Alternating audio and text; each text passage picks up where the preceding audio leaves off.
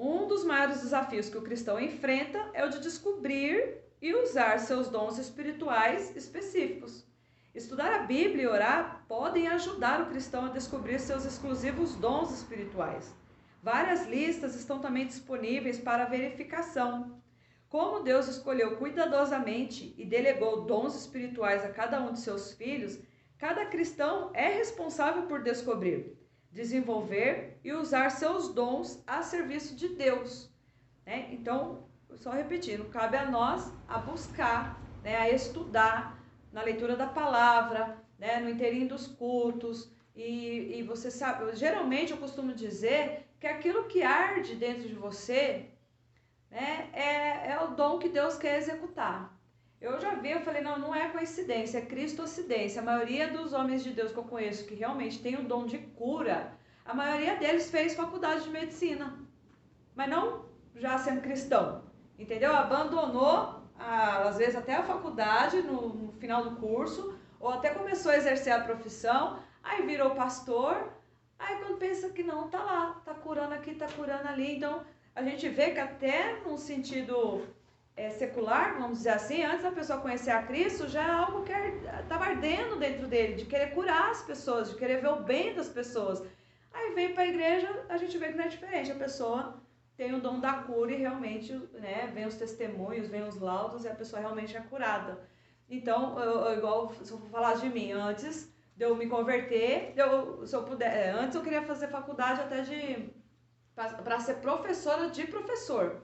Né? Eu não queria ser estudar faculdade para dar aula para criança, né, ou para adolescente. Eu falava, não, eu quero já dar aula para quem quer dar aula. Né? Eu quero a pessoa que já é séria ali no negócio, sabe o que quer. Então a minha vocação já era mais nesse sentido. Acho que por isso que eu sou mais pro lado do discipulado do que para um lado assim de palavra de leite, né? Palavra de evangelismo, e não que a gente não vá, né? Não que eu não vá ensinar uma criança, né? Mas o meu propósito era ensinar adultos, né? Ser professora de professores. E mais para frente eu tenho vontade de talvez também fazer faculdade de psicologia, né, para também ajudar a pessoa a saber por que ela bebe, por que ela fuma, por que ela trai, por que ela é assim, por que não respeita os pais, né? Eu queria tanto ajudar essas pessoas. Aí logo eu já me converti, né? Eu entendi, né? Qual era o propósito de Deus para minha vida, né? E tá aqui eu, né? Falar igual o Thales Roberto, né? Olha o que ele fez comigo. Né? Então eu sou professora de professores, amém? Amém. Eita, saiu até forte esse amém. Né? Professora, eu ensino vocês o que? Ensinar, né? Então vocês não deixam de ser, né, professores também, de estar ensinando as pessoas lá fora. E também, né, não psicologicamente, mas espiritualmente ajudando a entender o porquê a timidez, o porquê, às vezes, também... Qual é o antônimo de timidez?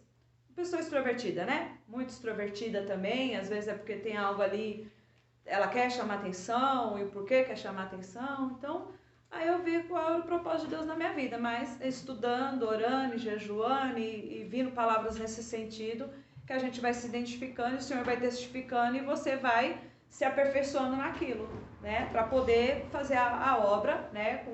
Igual, não é porque o cara quer ser médico que ele vai lá e já vai abrir um consultório, né? Ele tem que estudar a medicina, não só pela lei, mas para ele realmente ter um entendimento de determinada doença e poder saber qual é o remédio para a cura daquela pessoa, né? No espírito não é diferente, às vezes a pessoa também, ela precisa de uma cura, então um pastor, um obreiro, ele tem que ter o discernimento, que já é um outro dom, para identificar o porquê talvez ela não seja curada daquela enfermidade, como a gente vê na Bíblia. Alguns eram enfermos por causa de demônios, outros já eram enfermos por causa dos antecedentes, né, de maldição hereditária. Outros já eram enfermos, né, que era só simplesmente para que manifestasse a glória de Deus. Então, o Jesus a gente vê, né, eu estou falando aqui de exemplo dos evangelhos mesmo, de Jesus curando pessoas, mas cada caso ali foi um caso, né? Não foi só, tá doente, ser curado, tá doente, ser curado.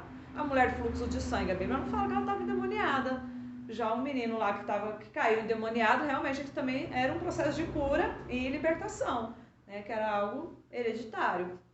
Então, a gente, como médicos espirituais, a gente também precisa discernir isso, porque senão você vai orar, e a pessoa não é curada, e não é porque você não tem unção, não é porque você não tem dom, né? E sim porque a pessoa também precisa ter fé, né? Como a gente vê Jesus falando, vai que a tua fé te salvou, a tua fé te curou, então a pessoa ela precisa ter fé, né? Então unção e dom a gente tem.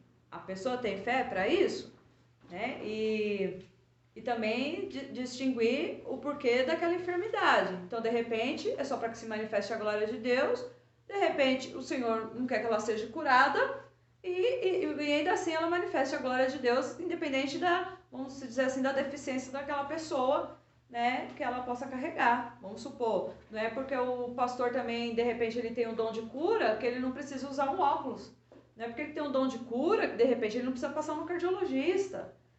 Então, onde a gente vê que o dom não é para edificação pessoal, né, e sim para edificação do corpo de Cristo, e a gente precisa ter essa sabedoria, esse discernimento, conhecimento, que já é um pouquinho de outros dons, né, para que a gente também não se entristeça e pensar, poxa, eu orei e a pessoa não foi curada.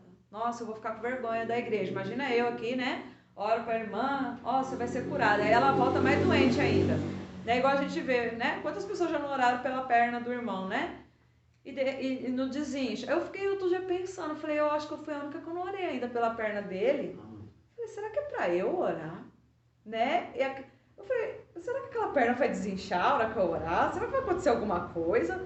Ou não é, né? Porque principalmente visitante, quando vem pastores, né, pessoas assim, evangelistas, os visitantes já querem orar na perna dele, já querem orar na perna dele. Isso daí dele já é hereditário, você vê que a mãe também tem. Então. Tem alguma coisa, uma legalidade que... Então, que precisa identificar, onde ele mesmo até precisa identificar para quebrar aquilo da vida dele, e realmente ele tem uma perna saudável e manifestada a glória de Deus, né? E isso daí também de família, porque o vô amputou a perna. Você viu que o Adriano também é a perna, né? Um pedaço. Eles têm esses problemas de perna, então já é um... Então, é onde ele... Isso não quer dizer que precisa ir de geração em geração, precisa quebrar isso. Ele precisa ter esse entendimento, buscar. Era uma pessoa que deveria, sim, porque não está na escola bíblica, e entender. Não, eu quero a cura, então o que eu preciso fazer? Sim. Qual é o processo que eu preciso percorrer? Teve homens que Jesus curou e ele fala, o cego mesmo. Se eu não me engano, é que agora foram vários cegos, tá, gente? Se eu errar aqui, depois vocês não me culpem. Mas teve um que, se eu não me engano, ele colocou barro no olho do cego e falou, agora você vai lá no tanque de Siloé e se lave. Imagina um cego tendo que ir lá no tanque, com certeza ele conhecia a cidade, né, e tal, assim, né, mentalmente falando, né, vamos dizer assim. E ele foi lá, ele teve que lavar o olho dele, para que ele pudesse enxergar. Então não foi aquela coisa tão instantânea assim, né? Aí ele teve que dar um passo de fé e ir lá. Então, para determinadas curas, vai ter um processo. Teve um outro cego que Jesus também orou e ele falou, o que você vê? Ele falou, olha, eu tô vendo como vultos, como árvores andando. Não estava aquele negócio completo ainda. Aí Jesus orou de novo, ele recebeu a cura completa. Então, não porque Jesus não orou direito, né? Não porque Jesus não estava sem unção naquele momento, não tinha passado uma vigília lá com Deus. Não. Foram coisas que foram acontecendo e foram registradas para nos servir de lição. Então, não que você não possa orar uma vez, 2 vezes, 3 vezes, até que aquilo realmente seja curado, mas tentar identificar da onde vem aquele mal, aquela doença, aquela enfermidade, né? Porque a gente fala de dons espirituais, o que a gente mais fala é de dom de cura, né? Dom de cura e dom de cura. E vamos mais para frente para a gente falar dos outros, né? Que é onde que a cura vai ser completa. Então, terminando aqui, o Espírito de Deus está presente desde o princípio da criação. É o doador da vida. No entanto, a vinda do Espírito Santo ao coração dos cristãos para ali habitar permanentemente é registrada de forma específica no Novo Testamento, coincidindo com o dia de Pentecostes, que a gente vê lá em Atos 2, e sendo o cumprimento parcial e direto da profecia de Joel, que está lá no capítulo 2 também. Então aqui que está falando, o Espírito de Deus ele está presente na criação sim, desde o princípio do mundo, mas que ele veio habitar em nós, né? Foi aqui em Atos 2, né, que se cumpriu a profecia lá do Antigo Testamento de Joel, né, que ele derramaria o teu Espírito sobre toda toda a carne, né, sobre todos os homens e mulheres e tal, aí ele veio habitar em nós. Os dons espirituais não podem ser buscados nem tomados à força. Antes são divinamente designados. Não se destinam a exaltar aquele que o possui, mas a melhor capacitá-lo para o seu ministério. Então, não é aquela coisa de buscar a força. De repente é algo que arde em nós, que às vezes a gente nem quer tanto fazer, né? Ou a gente tem medo, a gente quer receio, ou a gente olha para determinadas pessoas que têm alguns dons e fala, poxa, eu queria ter esse dom, eu quero ter esse dom. E você trabalhar em cima daquilo, não vai dar certo. Né? Eu queria ter o dom de pregar, né? O dom dessa eloquência que eu vejo alguns pregadores tendo, de aumentar o tom da voz, diminuir, sabe, a Bíblia de cor, sabe? Não adianta, eu já tentei imitar o pastor, né? Não tenho vergonha de dizer isso, não de imitar, mas assim, não, é assim que prega, é assim que atrai as pessoas, né? Em casa eu até consigo imitar melhor, porque é um ambiente menos desafiador, né? Ele até gosta, ele fala, nossa amor, é assim que você tinha que ser, né? Eu falei, mas não é meu dom. Se eu for tentar fazer isso, vai dar branco, eu vou gaguejar, eu me perco. Eu falo, não, eu tenho que ser do jeito que eu sou. Não adianta eu querer forçar o negócio, porque não deu certo e não vai dar. E onde que eu tive que entender que Deus quer me usar do jeito que eu sou. O meu dom é de ensino, então, né, aceita que dói menos, Gisele. É assim que Deus vai te usar. Então não adianta eu querer ser igual a ele.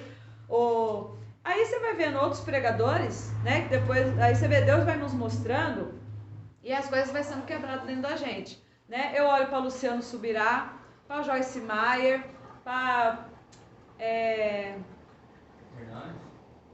Hernandes Dias Lopes, né? O Leandro Lima, são pregadores que ensinam, né? Diferente, vamos supor, de Cláudio Duarte, eu tinha lembrado até de outra pessoa. Marcos Feliciano, Silas Malafaia, já vem com aquele ímpeto, Samuel Ferreira, sabe? Já vem com aquele ímpeto assim, pá. E são pessoas diferentes apenas. Então Deus me fez ver esses outros homens de Deus e mulheres de Deus que são pregadores também. Não falam em línguas quando estão pregando, né? Não tem o eis que te digo, não tem Saramaflaia, não tem... E você fala, olha, Deus usa de uma maneira tremenda. Eu falei, então, por que eu não sei o que eu sou e deixar ele fazer a obra, né? E não eu tentar ser aquilo que eu não sou. Então, né, por que eu estou falando isso? Porque o dom não é exatamente... Não que você, de repente, não possa tentar, né? Como eu falo, eu tentei. Será que não é timidez? Será que não é falta de costume? Né? E realmente, no meu caso, não. Mas para algumas pessoas, né, dá a entender que possa ser uma falta de prática apenas, né? Então aqui a gente vai para uma tabela, né, para a gente falar sobre dom espiritual, a função e como reconhecer esse dom. Amém? Então a gente vai lendo na sequência. Aleluia. Aqui tem algumas referências bíblicas que eu não vou ler, mas eu recomendo que em casa, seja a sua lição de casa, de você pesquisar, leia o texto, a referência, para ver se você mesmo se identifica com aquele dom, né, para poder executar e fazer, né? A gente vai ver coisas às vezes aparentemente simples, mas era Deus usando a vida da pessoa através do dom que ela tinha, né? E Deus quer te usar no dom que você já tem. Amém. Amém? Então, um dos primeiros dons que se fala aqui na tabela é a profecia. A função é proclamação com o intuito de edificar. Como reconhecer? Habilidade de dirigir-se a auditórios com mensagens inspiradoras. Então aqui está dando Lucas 2, né, que é a referência de Ana, né? Quem lembra quem foi essa Ana? Profetiza. A Ana que... Ana profetiza. Então, a Bíblia já chama ela de Ana a profetiza, que foi logo depois que José e Maria apresentaram Jesus. Aí veio Simão, né? Falou algo ali em relação ao menino Jesus. E também tinha a Ana ali, que a Bíblia chama ela de, né, a profetisa Ana, que era uma viúva com 84 anos e estava ali em jejum, em oração no templo, né? E ela começa, né? Por isso que eu não vou ler.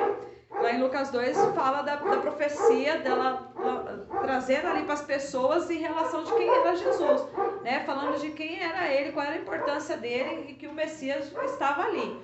Então, quem tem o dom da profecia é isso, para reconhecer, é a habilidade de dirigir-se aos auditórios com mensagens inspiradoras, né? Profetizando as coisas que iam de acontecer, tanto as coisas boas, né, quanto as coisas ruins para aqueles que não obedecer, né? Mas eu obedecendo, então eu tenho que me agarrar nisso, então eu vou obedecer para que aquelas coisas boas realmente tipo, por que vale a pena eu obedecer? Olha, porque Deus tem isso, tem a vida eterna, você vai andar em ruas de ouro, né? Você vai ter seu galardão. Então, isso é uma maneira de estar profetizando, né? De anunciar o evangelho, você já está profetizando. Amém? O dom espiritual, serviço, ministério e socorro, né? A função é servir. Como reconhecer, é alegria em fazer coisas por outros e em atender às suas necessidades. Então, aqui deu a referência da sogra de Pedro, né? A mulher estava de cama com febre, Jesus acabou de curar ela, ela já se levantou e foi servir, né? Ela não foi tomar banho, não foi lavar o cabelo, foi arrumar a casa, não, a Bíblia fala que ela já se levantou e começou a servi-los. Então, o dom, né, que a sogra de Pedro tinha, dentre outras que a gente vê na Bíblia, né, um dom de servir, e é um dos dons que eu penso que a gente, por mais que a gente talvez não tenha dom, mas não que a gente não vá se dispor a fazer, né, em servir o próximo. Como falou, é diferente de quem realmente tem o dom, porque ela tem alegria em fazer a coisa às outras pessoas, né, em atender a necessidade das pessoas. Então, às vezes, é coisa simples, né? O pastor está pregando, viu que o copo está sem água, já vai lá e serve um copo com água para ele, né? Viu que o irmão está chorando, né? Precisa de um papel toalha, né? Papel toalha com um lencinho, né? Vai lá e dá o lencinho para aquele irmão, está servindo, né? As pessoas, igual, né? A irmã está com o bebê no colo, né? Poxa, deixa eu ir lá, deixa eu ajudar ela com a criança, né? Com essa pandemia a gente fica com um pouquinho de medo, né? Então, mas eu tenho vontade de pegar, mas não, com a pandemia a gente fica meio receosa, né? Não, mas tá todo mundo de máscara, eu não vejo, né? Não que eu não possa ir lá, passa um álcool na mão, né? Aí vem, ajuda, né? Mas é um fato de servir, né? E dentre outras coisas, né? Não vou abrir muito leque aqui, porque tem bastante coisa. O dom de ensino, a função, antes que eu estava esquecendo de falar, eu quero que você vai marcando um xizinho aí, né, em algo que você possa ser que já tenha detectado em você, né? Lembrando, não aquilo que você quer ser. Lógico que se isso já age em você, provavelmente já é um dom que Deus tem te dado, né? Mas já vai marcando aí um xizinho naquilo que você já se identifica. O dom do ensino, a função, instruções compreensíveis, como reconhecer, compreensão de questões difíceis, habilidade de inspirar e de persuadir. Então, quem tem o dom, né, de ensinar, aqui a gente vê a referência que é da Priscila, né? Ela, nesse contexto aqui, depois vocês lêem lá para vocês se aprofundar na história. Né? Nesse contexto, foi quando ela e o marido viu um homem pregando, falando muito bem lá do Antigo Testamento. Aí ela e o esposo pegam ele depois e se dispõem a ensinar e a revelar tudo aquilo que ele mesmo estava ministrando, né? Meio que eu vou falar nas minhas palavras, senta aqui que a gente vai te ensinar a razão de tudo isso aí que você pregou, né? Aí o rapaz começou a abrir o entendimento e falar, poxa, então é Jesus, ele veio, ele ressuscitou e ele já trouxe tudo isso para nós, né? Então ela se dispôs ali a ensinar junto com o marido dela. Né? Então é um dom, assim, eu vejo maravilhoso, porque uma que você, não só de ensinar, mas o quanto a gente aprende. Quanto mais você ensina, mais você aprende. Entende? Por isso que às vezes a gente põe alguns desafios aqui, fala, ó, abre o culto, ora, né? Faz a lição, ou explica o que você está entendendo por isso, né? Porque quanto mais você fala com alguém, quanto você ensina, mais você vai aprender. Porque aí, de repente, vai vir umas interrogações na sua mente também. É lógico que você não vai questionar com a pessoa. Mas aí você vai e pensa, poxa, eu tenho que pesquisar sobre isso. Porque se alguém uma hora me perguntar disso também, sendo que nem eu sei a resposta, aí você vai lá e pesquisa, né, para você saber. E o dom de persuadir, né, que é de convencer a pessoa dentro daquilo que está sendo ensinado.